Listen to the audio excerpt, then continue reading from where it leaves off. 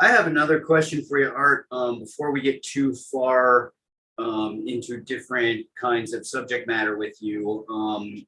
So it sounds like you are having or have had a similar experience as like a lot of the regional organizers and the kind of the senior students in the system, where in the beginning, there's all these kind of different parts, or it feels like there's all these different parts. There's like the Tai Chi part, and there's the push hands part, and there's the healing part. It means a form, Tai Chi form, and work in the form. And there's these kind of different parts, but then as you go through the training and you get all the different parts, it all sort of merges and you start to see how it's really all one thing.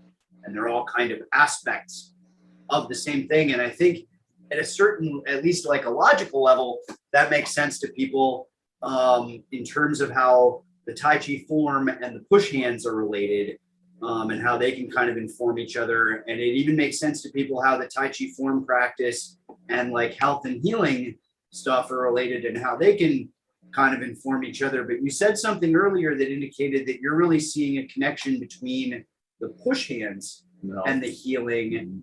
And I'm curious what kind of like how you're noticing that those two things are kind of informing each other, or what is giving you that kind of that inspiration to kind of go back and forth between those two skill sets to try to build them both up.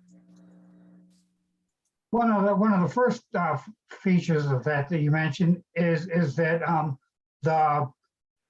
the sensing inside of someone, tinging, and you sense inside a person whether it's for example for sensing tension to push a person, or sensing tension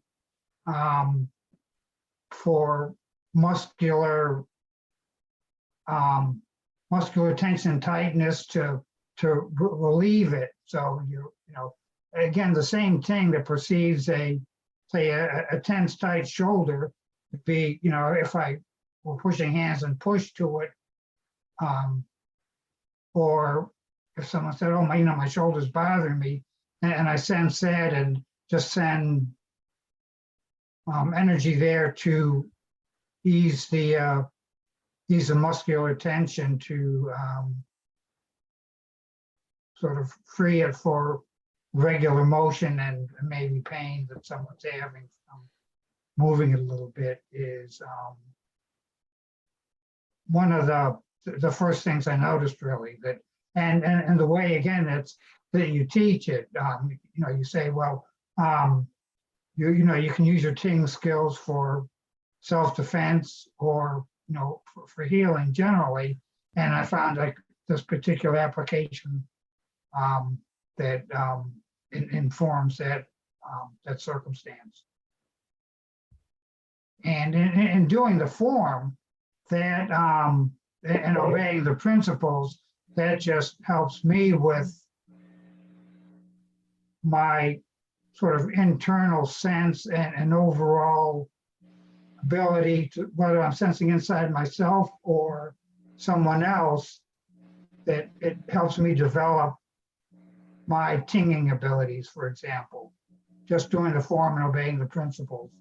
But then I can put it to what the particular application is at the time. You have to be able to feel something before you can affect something. Right. Yeah.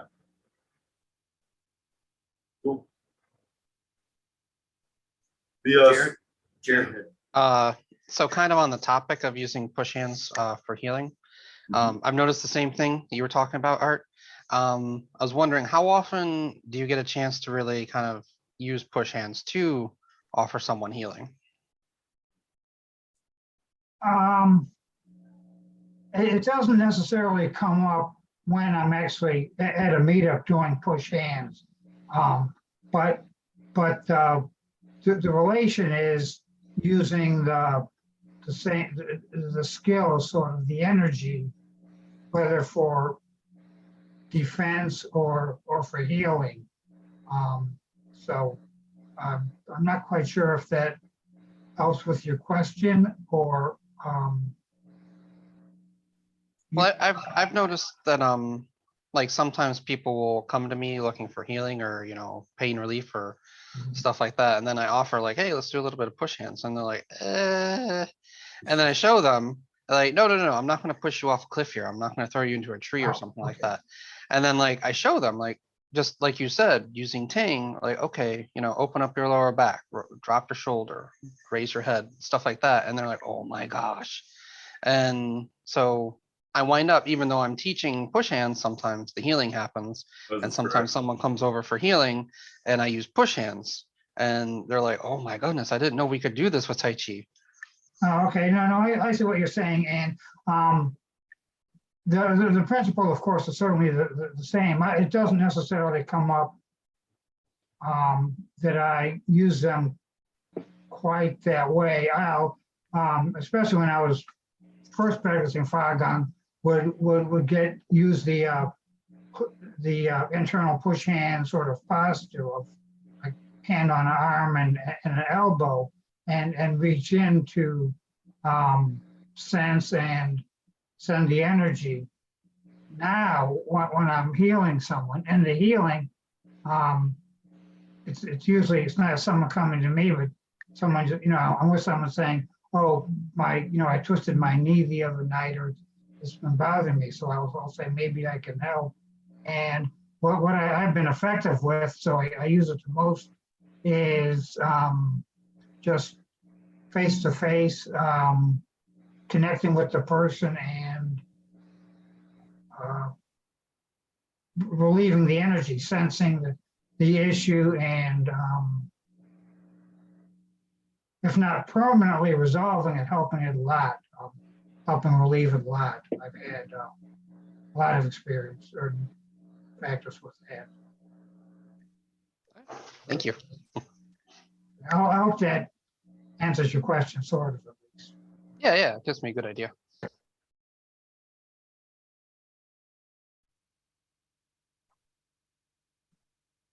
Cool. Okay.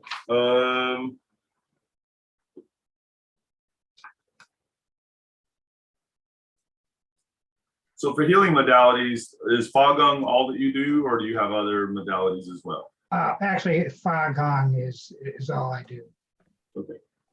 And then do you keep any dedicated Fagung or Qigong healing hours, or when do you normally find that you're doing the Fagung Qigong healing? I'm actually doing it just when it comes up, when I'm with someone, or maybe at one of my Tai Chi, the Tai Chi class or something, and someone says, oh, my knee is sore. I might even see someone limping or walking slowly. Again, a woman had a bad case of arthritis, and while I could help her with that a little bit, for a couple of reasons, I couldn't give her the time I wanted to, but she said that she really felt a little bit better, and so I'm hoping to see her again and see. But this time there's no regular practice hours, so to speak. It's mostly it's on an ad hoc basis. What's that? It's just as it comes up. When I see it and I try to practice, or even in a Zoom session sometimes, I've occasionally sensed something and been able to help alleviate someone with a problem there. Yep. With the arthritis too, you could have somebody stand in a really proper Wu Chi and check it with the energy ball and make sure that's on. And then you don't explain the mechanisms behind it. Just have them do that and then go, well, this is where our Tai Chi starts. Yeah. Right.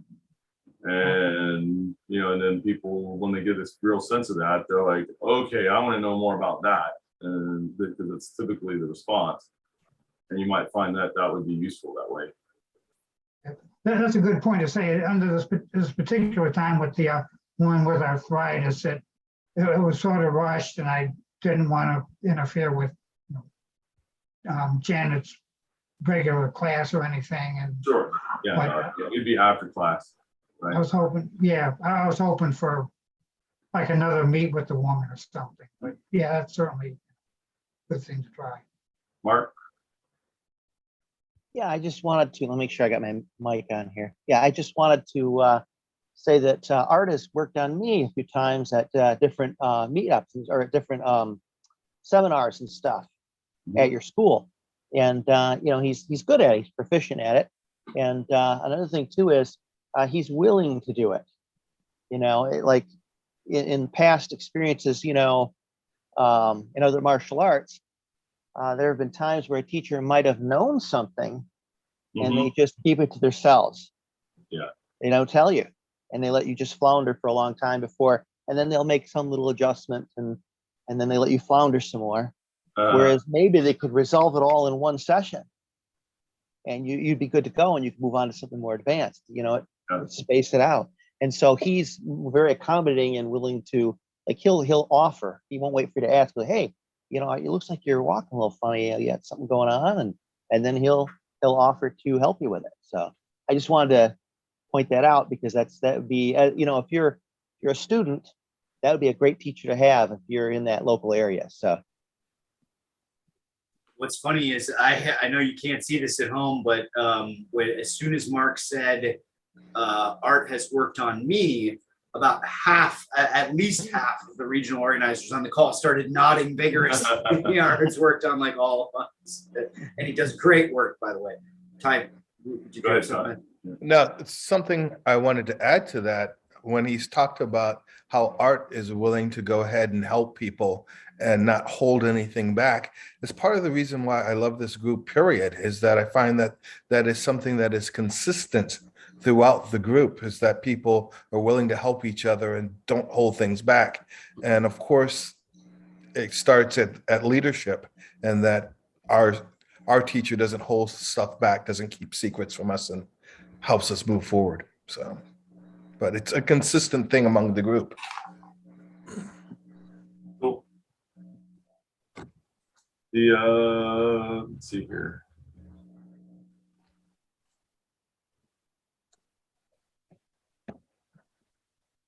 So Art, what are the top 3 most memorable Tai Chi moments in your life? Either something that you did in your own practice that really jumped out, or something, you hear sometimes about somebody practicing out in the park and then, the police come, or all sorts of other interesting things, or something that you were in a class, whether that be live or online or whatever, that you learned that really was life-changing in some way, and all of that. What would you say are some of the most memorable moments that you've had in Tai Chi?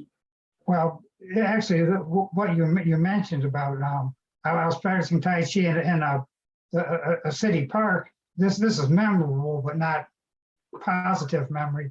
And they had little picnic areas with awnings and roofs covered with, I guess, shingles on the roof covering it, and I was doing Tai Chi and just minding my own business really, and there were about at least 3 police cars and 10 cops or something. I don't know what all. And it took me a long time to explain to them that I was just doing Tai Chi, practicing this thing, which this was mid 1980s, and they weren't familiar with it. And they wanted to accuse me of climbing up on top of these, picnic table coverings and pulling, the shingles off. But anyway, positive memories. One of the first is, or maybe the first is, doing the form and going through the motion and thinking, oh, rise and fall, ward off left, ward off right. When I got the lightness, sort of the extra energy of being all connected and feeling there was more than just sort of me there moving, but more than physicality. Right, yes. And I said, my goodness. And I tried, of course, to develop that, and it's developed. And then another is that with clear Tai Chi and standing and just getting everything right and pushing a person, and it was really, I was just amazed that, I'm just standing here, I mean, doing a lot in some ways, but not like grunting and straining and. Not trying to put out a lot of force. Yeah, and just Yeah. move someone and not even feel anything. And the less I felt, the more I was moving them. That's really all the memorable things I can think of right off. Cool. Yeah. Anything that you that when you learned it, you felt like it changed everything that kind of came before, that really stood out as a memorable moment? I would say just getting everything right with, or at least as best as I could initially, with the principles and the motion of physical alignment and connection and the relaxation.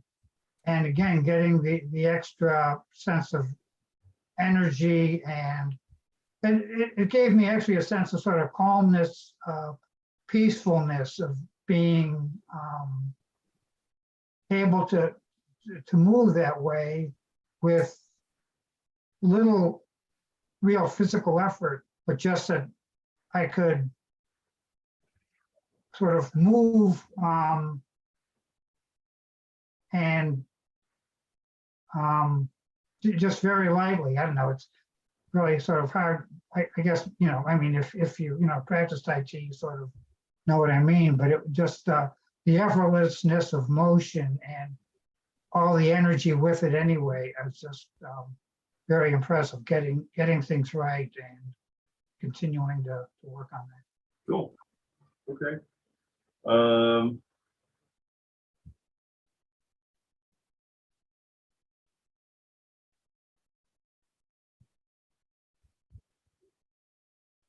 What is your 2 to 5 year goal regarding Tai Chi, and lending itself towards your long-term goals? I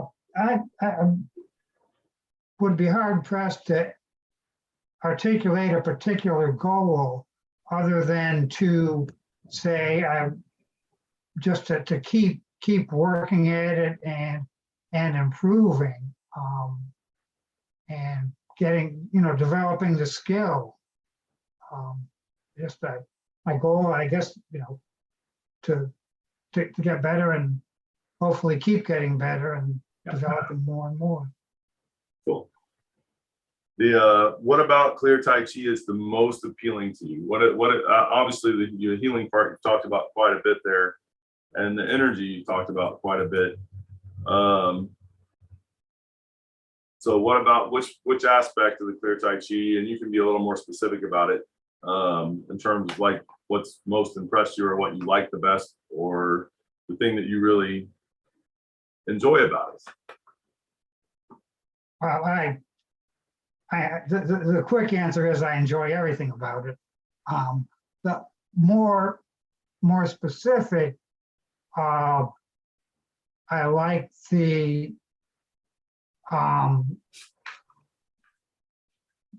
sense of working at the spirit level. I hope I'm not getting too ahead of things or talking out there, but the higher level, and feeling a heavy atmosphere around me that is sort of like, I use the analogy of very humid weather without the humidity, because there's definitely more there. It's a dense atmosphere, but it's not necessarily like muggy humid or anything. Of course, one can develop heat from that, which is indications of other things, but really just, and again, there's so much more, it seems like, to go along with that, and just another of the Tai Chi skills to develop as far as working with different aspects of it. Sure. Yeah. Okay. So the higher level energy aspects, and then the mind, body, spirit aspects as it progresses through is what I'm kind of hearing you. Yes, right. Talking about there. Okay.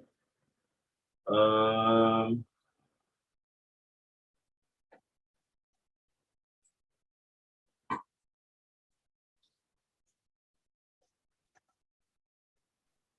and I've got questions here and things that you had put about that. And so, how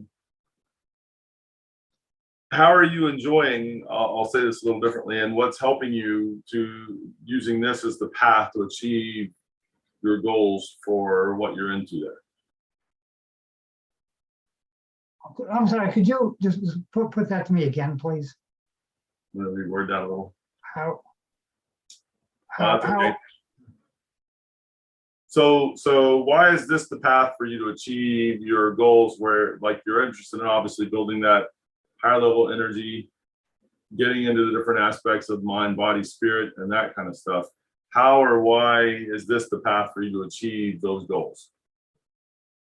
But because this is very open-ended and there's just a lot of potential for developing the skill, and the more I do it and get the various energies, it helps with focusing, and that would help with attaining particular ends. And again, because it's just so open-ended, that I'm looking to develop this, the skills introduced as much as possible. Is that sort of? Yeah, I think so. Is there anything about our system that you're finding in terms of the organization of it, our system, our method of Tai Chi, that you like or find things to be really helpful for kind of doing that?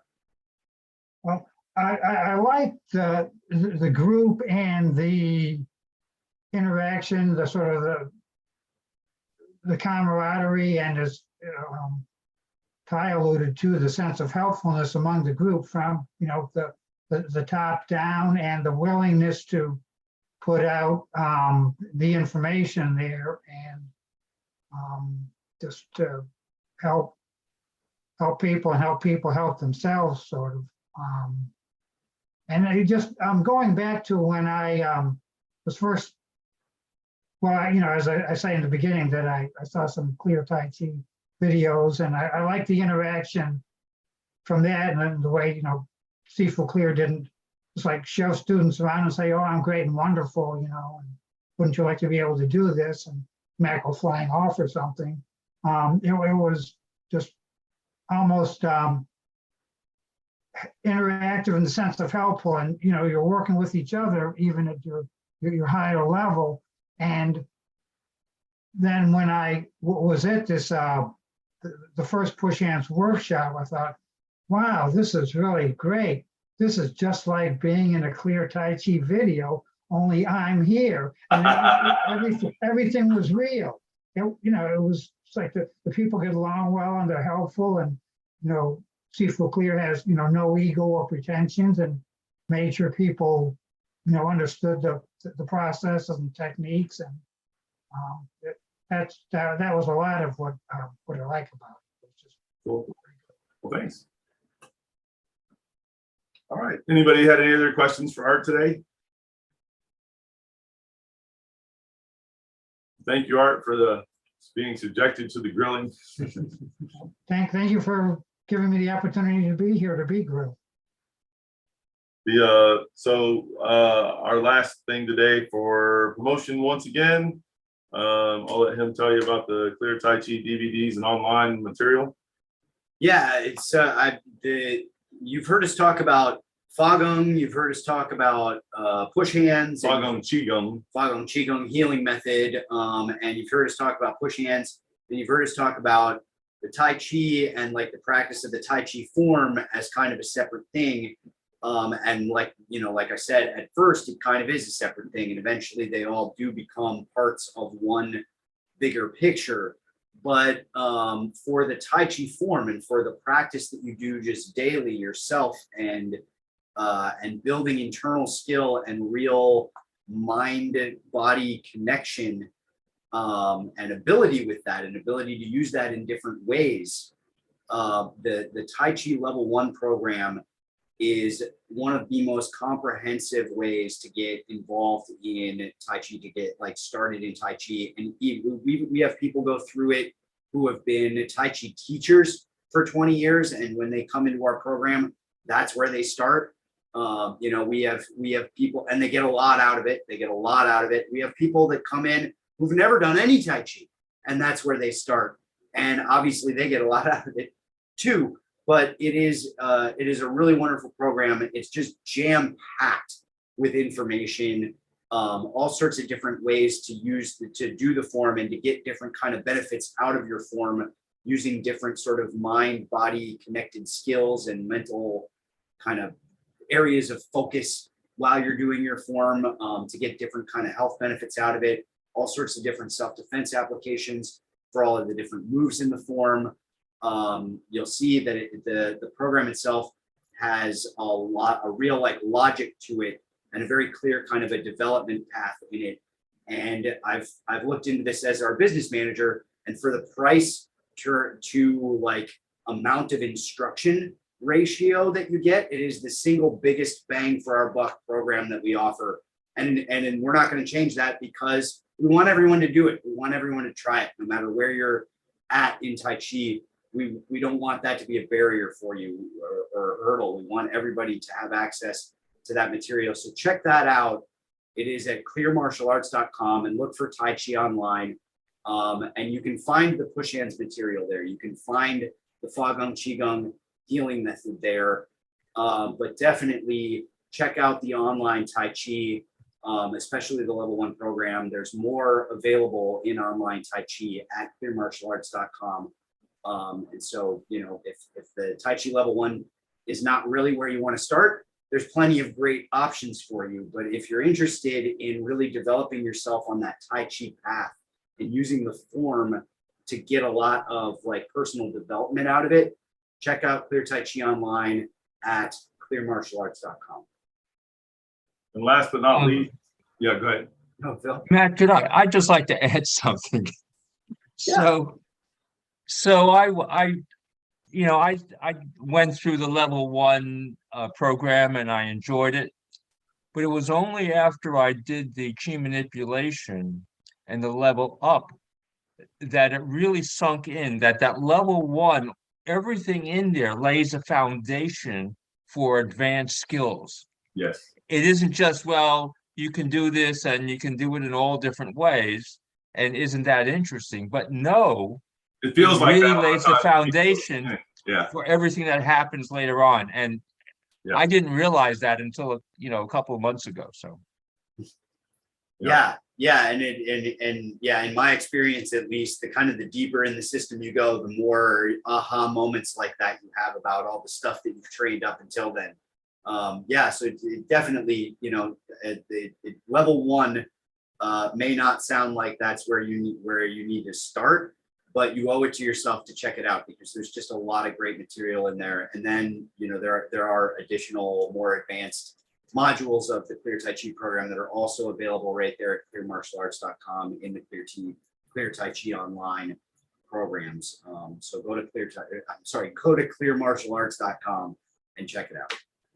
The other thing is that I just want to put out there the reminder that every June, first full weekend in June, we do the Tai Chi gathering, and most of our instructors are there teaching, and we have guest instructors, and we do a lot of push hands in between sessions, and the food is great, and I made sure of it, and it's catered by the Hilton there, and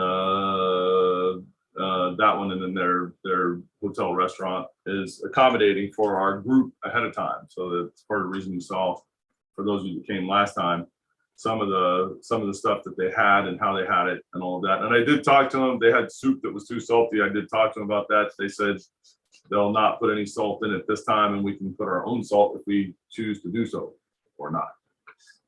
Anyways, but it's a fun time. There's a lot of interaction, a lot of sharing, a lot of that kind of thing. For those of you who are instructors, We have a Friday that's teachers only, and then on the Thursday, I'm talking about, these are both the 2 days before that gathering, then it's senior instructors in our system only. And there's specific instruction for those groups. And then the different classes throughout, and literally I haven't added them up for this year. I want to tell you, last year there were 15 different classes, and they're all on specific topics where they're meant for anybody to be able to come in and get it. But all of them, or the vast majority of them, that at whatever Tai Chi level someone is, they came out of each class getting things, even if they thought they knew the subject or did know the subject fairly thoroughly already, that other people who are really working with those things, and that's something that they do and put into practice and have worked with and thought about and all of that, that you'll get a new aspect which can either help with the study or the teaching of that material. Anyways, lots of fun. And if you want to come to that, to our next one, and obviously we'll be there. TaiChiGathering.com. All